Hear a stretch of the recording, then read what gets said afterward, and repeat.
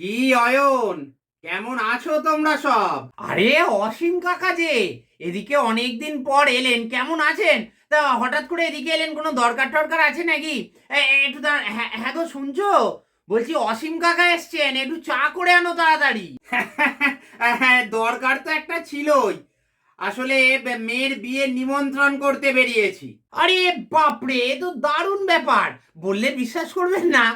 মানে কি কোইন্সিডেন্স দেখুন। আজকেই আপনার বৌমা আমাদের এখনো একটা বিয়ে বাড়ি পড়েনি বলে দুঃখ করছিল, আর আজকেই আপনি এলেন। হ্যাঁ, আরে না না, তুমি ভুল করছো।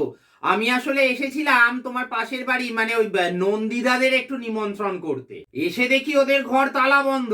আমি ফোন করলাম, ফোন করতে বললো ওরা মিনিট 15-র মধ্যেই চলে আসবে। আমিও তাই ভাবলাম ফালতু এই ঠান্ডার মধ্যে রাস্তায় না দাঁড়িয়ে থেকে তোমার বাড়িতে এসে একটু বসি। অনেকদিন দেখা সাক্ষাৎ তো হয় না।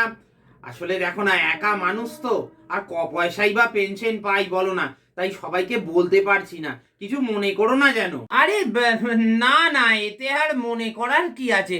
এই বলছি শোনো, কাকার চায় না চিনি দুধ এসব দেবার দরকার নেই। মানে বয়স হয়েছে তো। আর যদি চা পাতা না থাকে তাহলে একটু গরম জলই বরং ওনাকে দিয়ে দাও।